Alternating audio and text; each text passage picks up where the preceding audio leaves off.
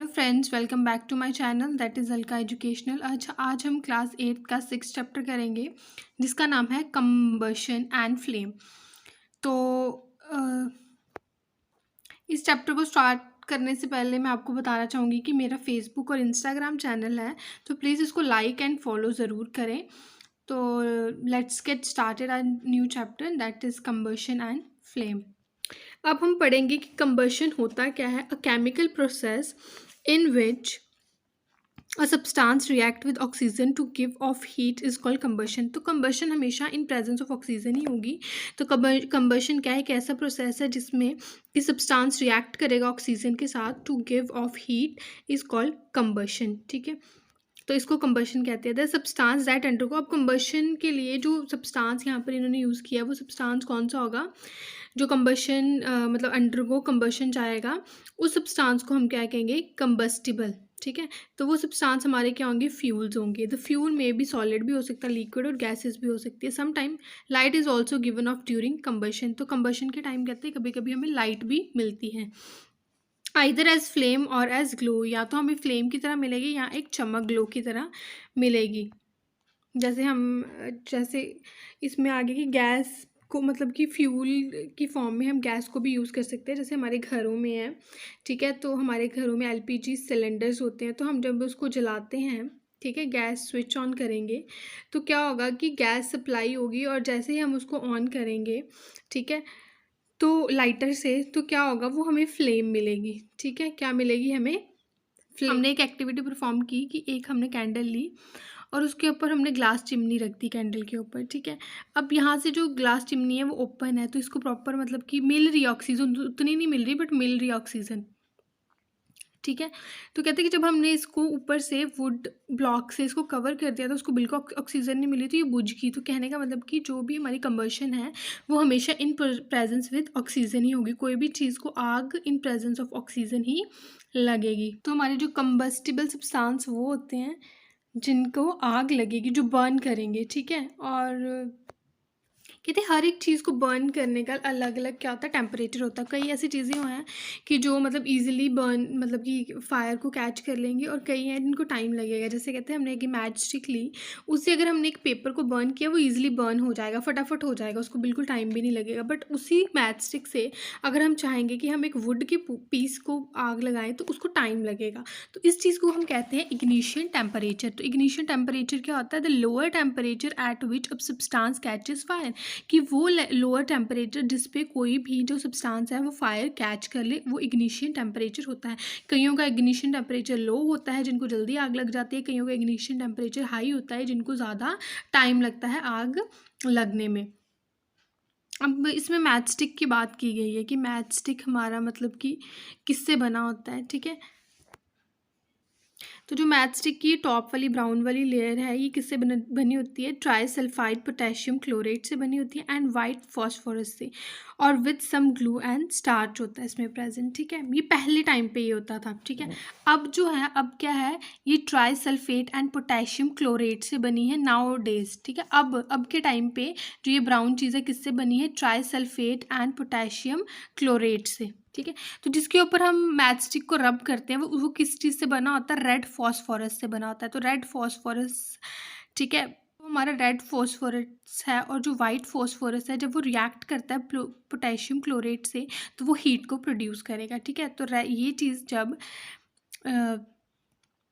चीज़ जब white potassium chlorate के साथ हमारी रिएक्ट करेगी, मतलब ये चीज़ जब इससे रिएक्ट करेगी तो क्या बनेगा? हीट प्रोड्यूस होगी। अब कहते हैं substance which have very low ignition temperature and can easily catch fire with the flame inflammable substance. तो इनफ्लेमेबल सब्सटेंस क्या होते हैं? वो सब्सटेंस जिनका इग्निशन टेम्परेचर बड़ा लो होता है और वो ईजिली क्या कर लेते हैं? फायर को कैच कर लेते हैं विथ फ्लेम के साथ, तो उसको बोलते हैं इनफ्लेमेबल सब्सटेंस। तो कि इग्निशन टेम्परेचर क्या होता है हमारा, तो lowest temperature at which substance catches fire easily, उसको हम कहेंगे इग्निशन टेम्परेचर। कहते हैं we find that the combustible substance, तो कंबस्टिबल सब्सटेंसेस क्या होते हैं जिनको, ठीक है, कंबस्टिबल सब्सटेंसेस क्या होते हैं जो बर्न करेंगे। तो we find that the combustible substances can not catch fire और burn as long as its temperature is low than its ignition temperature. Have you ever seen cooking oil catches fire when a frying pan is kept on long, ठीक है। कहते हैं आपने देखा कि जब आप कुकिंग ऑयल को काफ़ी टाइम के लिए स्टोव पे रख देते हो तो वो कैच कर लेता है फायर। तो कहने का मतलब कि उसका जो इग्निशन टेम्परेचर है वो क्या है, ज़्यादा है, कि उसको टाइम लगता है। Kerosene oil and would do not catch fire on their own eight room temperature, ठीक है, कि इनका इग्निशन टेम्परेचर हाई है क्योंकि कैरोसिन ऑयल जो और वुड है वो ईजिली फायर कैच नहीं करेगी eight room temperature. But if the kerosene oil is heated a little, अगर उसको थोड़ा सा भी हीट कर दिया गया इट विल कैच फायर, तो वो फायर कैच कर लेगी। बट वुड को अगर हम हीट करेंगे ना थोड़ा सा भी तो वो ईजिली कैच नहीं करेगी फायर। तो कहने का मतलब कि जो कैरोसिन है उसका इग्निशन टेम्परेचर लो है और जो वुड है उसका इग्निशन टेम्परेचर हाई है। कहते does it mean that ignition temperature of kerosene is lower than that of wood, yes. Does it mean that we needs to take special care in storing kerosene oil, yes. The following activities उसमें, ठीक है। अब इस पर पता चल गया कि जो चीज़ ईजिली फायर कैच कर लेगी उसका इग्निशन टेम्परेचर लो है, और जो ज़्यादा टाइम लगाएगी मतलब कि अगर हम उसको बर्न कर रहे हैं वो फायर को मतलब उसमें कैच करने के लिए ज़्यादा टाइम लगाएगी तो उसका इग्निशन टेम्परेचर उतना ही ज़्यादा है, ठीक है। कहते हैं the substances which have very low ignition temperature and can easily catch fire, ठीक है, विथ फ्लेम के साथ उसको इनफ्लेमेबल सब्सटेंस बोलेंगे। एग्जाम्पल हो गया इनफ्लेमेबल सब्सटेंस का पेट्रोल, इसको भी इजीली आग लग जाती है, alcohol, liquid petroleum gas, LPG etcetera, ये क्या है सब इनफ्लेमेबल सब्सटेंस, क्योंकि ये साथ में जलने के साथ साथ हमें फ्लेम भी दे रहे हैं और ये जल्दी जल रहे हैं, तो ये हो गए इनफ्लेमेबल सब्सटेंसेज। अब कहते हैं how do we control fire, fire को कंट्रोल करने का अलग अलग तरीका होता है, ठीक है। तो ये हम देखेंगे कि फ़ायर को कैसे, कई जगह फ़ायर को हम कंट्रोल करते हैं with the help of water, कई जगह में हम फायर को कंट्रोल करते हैं with the help of blanket, कईयों में हम करेंगे कि फायर एक्सटिंग्विशर्स लगा के, ठीक है। तो ये अलग अलग टाइम पे या अलग अलग थिंग्स पे अलग अलग टाइप का हम मेथड यूज़ करेंगे फायर को कंट्रोल करने के लिए, ठीक है। When fire brigade arrived what does it do, वो क्या कर रहा है, it pour water on the fire, water cools the combustible material so that the temperature is brought below its ignition temperature, this prevent the fire from spreading, ठीक है। कि जो fire brigades है वो कहते हैं पानी फेंकते हैं जिसकी वजह से क्या होता है, जो उसका कंबशन टेम्परेचर है ना, जो मतलब वाटर क्या कर देगा, कूल कर देगा, उसके इग्निशन टेम्परेचर से नीचे बिलो ले आएगा ताकि फायर बंद हो जाए। Water vapour also surrounding the combustible material help in cutting of the supply of air, जिसकी वजह से क्या होगा कि वाटर जब डालेंगे तो वो क्या कर देगा कि जो मतलब देखो एयर की कॉन्टैक्ट में आके आग लग रही है ना, तो एयर के कॉन्टैक्ट को वो क्या कर देंगे, उसकी सप्लाई को कट कर देगा वाटर, तो द फायर इज़ एक्सटिंग्विश्ड, ठीक है। You have learn that there are 3 essential requirement for producing fire, fire प्रोड्यूस करने के लिए हमें 3 चीज़ें चाहिए, वो 3 चीज़ें क्या हैं, देयर आर फ्यूल, एयर चाहिए हमें जो कि ऑक्सीजन है, हीट चाहिए, ठीक है, जो टेम्परेचर को रेज करे, ठीक है। Fire can be control by removing one और मोर ऑफ दीज, अगर हम फायर को कंट्रोल करना चाहते हैं हम इनमें से कोई एक या दो जो रिक्वायरमेंट्स हैं इनको हम अगर हटा दें तो हमारी आग जो है वो बुझ जाएगी। The job of the fire extinguisher is to cut off supply of air, तो मेन एक्सटिंग्विशर्स का काम क्या होता है कि जो एयर की सप्लाई है ना उसको बंद करना, क्योंकि अगर एयर नहीं मिलेगी, ऑक्सीजन नहीं मिलेगी तो वो आग बंद हो जाएगी ऑटोमेटिकली। और to bring down the temperature of the fuel, fuel का जो भी टेम्परेचर है ना उसको मतलब ब्रिंग डाउन करना, और या तो ये दोनों चीज़ें करेंगे या इनमें से कोई एक चीज़ करेंगे वो, ताकि जो आग हमारी बुझ जाए।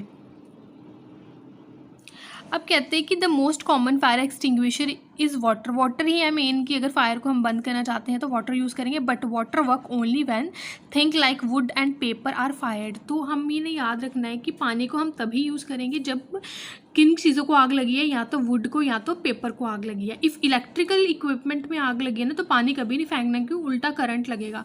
तो कहते हैं if the electrical equipment is on fire water में conduct electricity and harm those trying to do use the fire, मतलब कि फिर क्या होगा कि अगर इलेक्ट्रिसिटी अप्लायंसेस में पानी डाल के करेंगे तो जो उस पर पानी डाल रहे हैं उनको उल्टा हार्म हो सकता है। तो water is also not suitable for fire involving oil और पेट्रोल होगा ना, जैसे हम कहते हैं कि फ्राई पैन है उसमें अगर हमारी आग लग जाती है तो उसमें भी हमने मतलब कि ऐसे पानी अगर डालेंगे तो वो जो ऑयल है उल्टा हमारा स्प्लैश आउट हो जाएगा वो, ठीक है। For fire involving electrical equipment के लिए या इनफ्लेमेबल मटीरियल के लिए, जैसे पेट्रोल, कार्बन डाइऑक्साइड हो गए, जिनको ईजिली आग लग जाती है, तो उनके लिए हमने क्या करना है, बेस्ट है हमारा एक्सटिंग्विशर्स। क्या है, जो एक्सटिंग्विशर्स है, तो एक्सटिंग्विशर्स क्या होते हैं, ठीक है। तो CO2 being heavier than oxygen cover the fire like a blanket. अब जो CO2 एक्सटिंग्विशर्स में क्या होता है, CO2 गैस होती है, तो जो CO2 गैस होती है वो क्या होती है, हैवियर होती है, भारी होती है, इसलिए वो ऑक्सीजन को क्या कर लेती है, एज अ ब्लैंकेट कवर कर लेती है, और अगर ऑक्सीजन ही नहीं मिलेगा तो आग ऑटोमेटिकली बुझ जाएगी। Since the contact between fuel and oxygen is cut off, ठीक है, जो भी फ्यूल और ऑक्सीजन के बीच में जो कॉन्टैक्ट है वो with the help of CO2 वो क्या हो जाएगा, ख़त्म हो जाएगा। The added advantages of CO2 is that in most cases it does not harm the electrical equipment, क्योंकि काफ़ी केसेस में ये मतलब क्या होता है कि जो इलेक्ट्रिकल इक्विपमेंट है ना उसको भी हार्म नहीं करेगा, हार्म में तो करेगा ही नहीं करेगा हार्म, बट जो इलेक्ट्रिकल इक्विपमेंट जो ख़राब मतलब जिसको आग लगी है तो वो मतलब ज़्यादा ख़राब नहीं होगा। कई ऐसे इक्विपमेंट होते हैं ना जिनकी थोड़ा सी आग लगती है तो ठीक है, तो अगर हम इसको यूज़ करेंगे इलेक्ट्रिकल इक्विपमेंट को तो CO2 को, एक्सटिंग्विशर को, तो इलेक्ट्रिकल इक्विपमेंट को भी कोई हार्म नहीं होगा। कहते हैं how do we get the supply of carbon dioxide की सप्लाई हमें कैसे मिलती है, it can be store at high pressure में as a liquid in cylinder, ठीक है। ये जो सिलेंडर्स में इसको हाई प्रेशर में और लिक्विड फॉर्म में इसको सिलेंडर में रखा जाता है। In what form is this LPG store in cylinder, तो LPG किस फॉर्म में, जो हमारे घरों में सिलेंडर है उसमें LPG किस फॉर्म में होती है, व्हेन रिलीज़ करेंगे सिलेंडर में से जो CO2 है वो एक्सपैंड करेगी enormously in volume and cool down, so it not only form a blanket around the fire, it also bring down the temperature। मतलब इतना मतलब कि एक तो वो एज अ ब्लैंकेट काम करेगी ऑक्सीजन के ऊपर, और एक मतलब कि इतनी कूल होगी ये कि वो जो फ्यूल है उसके टेम्परेचर को ये क्या कर देगी, उसके इग्निशन टेम्परेचर से उसको लो ले आएगी। That is why it is an excellent fire extinguisher, इसलिए ये सिलेंडर है हमारे लिए अच्छा, कार्बन डाइऑक्साइड एक अच्छा एक्सीलेंट फायर एक्सटिंग्विशर है। Another way to get CO2 is to release a lot of dry powder chemical like sodium bicarbonate, baking soda. तो बेकिंग सोडा को भी हम as a fire extinguisher use करते हैं, ठीक है, कि अगर CO2 को रिलीज़ करना चाहते हैं तो हमें लॉट ऑफ ड्राई जो पाउडर है जिसको सोडियम बाइकार्बोनेट या बेकिंग सोडा बोला जाता है और potassium bicarbonate, near the fire this chemical give of CO2। ये केमिकल को अगर हम उसके पास लेके जाएँ ड्राई फॉर्म में तो CO2 वहाँ से प्रोड्यूस होगी जो कि एज अ ब्लैंकेट काम करेगी। अब कहते हैं हमारे पास टाइप ऑफ कंबशन क्या होता है, एक होता है हमारा रैपिड, एक होता है हमारा स्पॉन्टेनियस, ठीक है। तो रैपिड कंबशन क्या होती है कि जैसे कि LPG गैस है burn rapidly and produce heat and light, such combustion is rapid combustion की फटाफट जैसे हमने गैस ऑन की वैसे ही ठीक है जल गई वो। There are substance like phosphorus which burn in air at room temperature, हमने किया था ना मेटल्स एंड नॉट मेटल्स में कि जो फॉस्फोरस है ठीक है, विच बर्न इन एयर, फॉस्फोरस क्या है हमारा नॉन मेटल है जो कि जैसे एयर के कांटेक्ट में आता है रूम टेम्परेचर पे भी उसको आग लग जाती है, तो वो हमारे रैपिड कंबशन रैपिड फ्यूल्स हो गए। The type of combustion in which a material suddenly burst into flame, मतलब वो सब्सटेंसेस जो मतलब सडनली फ्लेम में, ठीक है, सडनली हमें फ्लेम देंगे without the application of any apparent cause is called spontaneous combustion, उसको स्पॉन्टेनियस कंबशन बोलेंगे। जैसे कि spontaneous combustion of coal dust has resulted in many disastrous fires in the coal mine, spontaneous forest fire are sometime due to the heat। अब देखो spontaneous अचानक आग लग जाना जैसे फॉरेस्ट में कि काफ़ी हीट की वजह से क्या हो जाता है कि और जब बिजली भी कड़कती है उसकी वजह से क्या होगा, due to lightning strike. However most forest fire are due to the carelessness of human being की वजह से आग लग जाती है फॉरेस्ट में। उसके बाद है we generally have fire work on festival day के टाइम भी हम मतलब कि आग से काम करते हैं, जैसे कि क्रैकर्स है, ठीक है। तो when the crackers is ignited a sudden reaction take place, ठीक है, जैसे हम क्रैकर्स को कर दे सडन मतलब कि ब्लास्ट हो जाएगा with the evolution of heat light and sound की, ठीक है। A large amount of gas formed in the reaction is liberated. Such reactions is called explosion। अब explosion क्या होता है कि जब कोई भी चीज़ को आग लगाई है वो हमारा क्या होगा, हीट और लाइट और साउंड के साथ जब फटेगा तो वो क्या करेगा, उसमें हमारी लार्ज अमाउंट ऑफ गैस भी निकलेगी, धुआं भी निकलता है। वो जो धुआं है ना, मतलब वो जो उस सब्सटेंसेस में, जिस सब्सटेंसेस में धुआं निकलता है उसको एक्सप्लोजन बोला जाता है। तो explosion can also take place if pressure is applied on the cracker, की जब प्रेशर हम देखा है, जो हमारे वो बम होते हैं, ठीक है, फूंक मार के और उसको मतलब कि थोड़ा हीट दे के उसको नीचे फ्लोर पे मारते हैं, तो वो क्या है, प्रेशर ही अप्लाई कर रहे हैं, तो तभी वो क्या कर रहे हैं, क्रैकर्स बर्स्ट कर रहे हैं। उसके बाद फ्लेम हमें पता है कि जो भी हमारी कैंडल की फ्लेम होगी, गैस की फ्लेम होगी, ठीक है, जो हमें लाइट देगी। तो कहते हैं ऑब्जर्व एन एलपीजी फ्लेम की अगर हम बात करें, जो हमारे घरों में गैस है उसकी फ्लेम की अगर बात करें, can you tell the colour of the flame. Colour of the flame कैसा होता है, ठीक है, बीच में डार्क होता है और एंड में आता आता वो लाइट हो जाता है, ठीक है।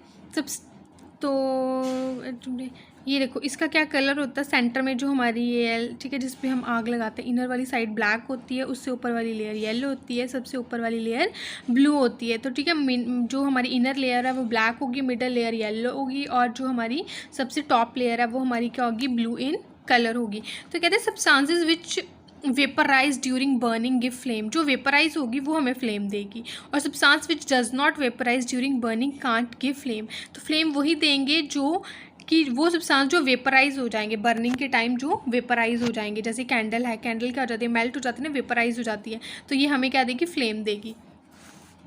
अब कहते हैं जो गोल्ड स्मिथ्स होते हैं, ठीक है, blow the outer most zone of the flame for melting gold and silver को, जो ठीक है सुनियारे होते हैं, वो जो मेल्टिंग गोल्ड और सिल्वर को मेल्ट करने के लिए क्या करते हैं कि जो आग की सबसे टॉप मोस्ट लेयर होती है, ब्लू लेयर, उसको यूज़ किया जाता है, ठीक है। तो पूछ सकते हैं कि गोल्ड स्मिथ है जो गोल्ड स्मिथ है जो मतलब कि कौन सी लेयर यूज़ करते हैं, ठीक है, फ्लेम की, तो कौन सी, outermost layer blue colour की, ठीक है। उसके बाद हमारा आ जाएगा है क्लोरिफिक वैल्यू। क्लोरिफिक वैल्यू कहती है amount of heat energy produce on complete combustion of 1 kg of a fuel. अगर 1 kg ऑफ फ्यूल को जलाते टाइम की पूरा कंप्लीटली जब वो जल जाता है, कितनी अमाउंट ऑफ हीट प्रोड्यूस हो रही है, उसको क्या बोलेंगे, उसकी क्लोरिफिक वैल्यू। तो ये क्लोरिफिक वैल्यू डिक्रीज हो रही है cow dung, wood, coal, biogas, petrol, kerosene, diesel, CNG, LPG, hydrogen, मतलब कि कितनी अमाउंट ऑफ हीट एनर्जी, सबसे ज़्यादा अमाउंट ऑफ हीट एनर्जी किस में होती है, तो ये क्या, सॉरी, इंक्रीजिंग ऑर्डर है, सबसे कम इसमें से सबसे ज़्यादा इसमें हाइड्रोजन में। तो काउडंग में सबसे कम मतलब हीट एनर्जी प्रोड्यूस होगी, उसके बाद वुड, उसके बाद coal, biogas, petrol, kerosene, diesel, CNG, LPG। ये आया हुआ था कि कंपैरिजन आज से आया हुआ था कि ट्रू फॉल्स में आया हुआ था क्वेश्चन कि kerosene having high calorific than value than the diesel, ठीक है, तो ये चीज़ आई हुई थी। तो ये मैंने ना, ये इसमें प्रॉपर मैंने वैल्यू के अकॉर्डिंग दिया हुआ है, ठीक है, क्योंकि यहाँ पर सारा मिक्सअप दिया हुआ कि काउ डंग की जो वैल्यू है 6000 to 800 है, मतलब कि उसकी जो मतलब कि हीट जो प्रोड्यूस होगी, हीट एनर्जी, वो कम होगी, सबसे ज़्यादा किसकी होगी, हाइड्रोजन की, ठीक है, सबसे ज़्यादा किसकी होगी, हाइड्रोजन की। तो मैंने उसके अकॉर्डिंग ही इसको अरेंज करके लिखा हुआ है, तो ये एक बार ये देख लेना, काउ डंग, ठीक है, wood, coal, biogas, petrol, kerosene, diesel, CNG, LPG, hydrogen, सबसे ज़्यादा इसकी होती है, सबसे कम काउ डंग की होती है, ठीक है। कैलोरिफिक वैल्यू, ठीक है, ठीक है। उसके बाद मतलब इसकी यूनिट, अगर यूनिट भी आ जाती है तो kilo joule per kg, KJ upon KG, ये इसकी क्या है, यूनिट है, ठीक है। क्लोरिफिक वैल्यू की यूनिट भी पूछ सकते हैं, तो KJ अपॉन KG, ठीक है, किलो जूल पर KG होती है इसकी। और कहते हैं burning of fuel leads to harmful product. Obvious है कि जब कई फ्यूल्स की जब बर्निंग होती है कुछ हार्मफुल प्रोडक्ट निकलते हैं, तो हार्मफुल प्रोडक्ट तभी निकलते हैं जब इनकम्प्लीट कंबशन होती है, कि प्रॉपरली चीज़ जलती नहीं है, तो उस टाइम हमारी कार्बन मोनोऑक्साइड गैस निकलती है। जब भी इनकम्प्लीट कंबशन होती है तो हमारी कौन सी गैस निकलती है, कार्बन मोनोऑक्साइड गैस निकलती है। उसके बाद है कि ग्लोबल वार्मिंग कब किसकी वजह से होती है, जब एटमॉस्फेयर में CO2 की कंसनट्रेशन बढ़ जाएगी, उसकी वजह से हमारी क्या हो जाएगी, global warming. Burning of most of fuel, जब मोस्ट ऑफ फ्यूल जब बर्न करते हैं वो हमें कार्बन डाइऑक्साइड गैस देते हैं, तो अगर कार्बन डाइऑक्साइड गैस हमें मिल रही है काफ़ी फ्यूल से, तो वो क्या कर रही है, ग्लोबल वार्मिंग कॉज कर रही है। तो burning of coal and diesel को, जब कोल और डीजल बर्न होता है तो कौन सी क्या निकलती है, कौन सी गैस, सल्फर डाइऑक्साइड गैस, जो सफोकेटिंग एंड करोसिव गैस है, ठीक है, एक पॉइजनस गैस है ये। पेट्रोल इंजन्स हैं वो कौन सी गैस प्रोड्यूस करते हैं? Nitrogen gas. जब रेन होती है तो oxide of sulphur and nitrogen, ठीक है, अगर रेन बारिश में oxide of sulphur and nitrogen होंगे तो वो एसिड रेन होगी, ठीक है। तो ये इंपॉर्टेंट पॉइंट्स थे कि ग्लोबल वार्मिंग किसकी वजह से होती है? जब कार्बन डाइऑक्साइड की कंसनट्रेशन एटमॉस्फेयर में बढ़ जाती है, तो burning of most of the fuel जब बर्न होते हैं वो हमें कार्बन डाइऑक्साइड गैस देते हैं। तो कोल और जब डीजल बर्न होता है तो वो हमें सल्फ़र डाइऑक्साइड गैस देते हैं जो कि सफोकेटिंग है, कोरोसिव गैस है।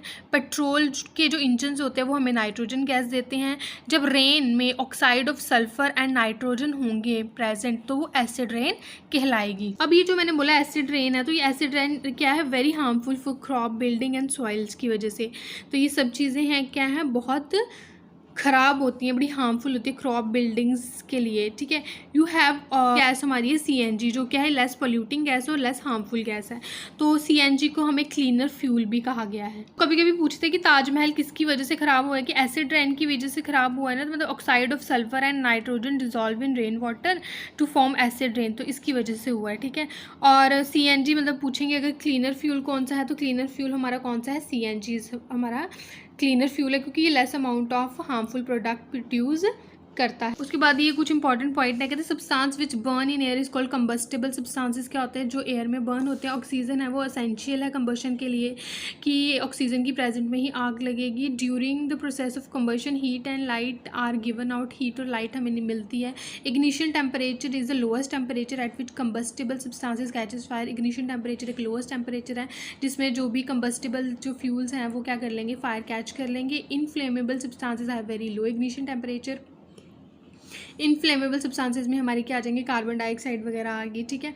तो ये क्या कर लेंगे? ईजिली फायर को कैच कर लें। उसके बाद कहते हैं कि fire can be control by removing one और more requirements essential for producing fire. जो भी फायर को हम कैसे बंद कर सकते हैं कि अगर जो फायर को चाहिए मतलब चीज़ें लगने के लिए, ऑक्सीजन हो गया, उसको हीट चाहिए, इनमें से अगर कोई चीज़ को हम काट दें तो उससे क्या होगा? हमें हेल्प होगी आग को बुझने में। Water is commonly use to control fire. Yes, water को हम कॉमनली यूज़ करते हैं फायर को बंद करने के लिए। कहते हैं water can not be use to control fire involving electrical equipment और ऑयल्स। अगर इलेक्ट्रिकल इक्विपमेंट या ऑयल के केस में हम पानी नहीं यूज़ करेंगे आग बुझाने के लिए।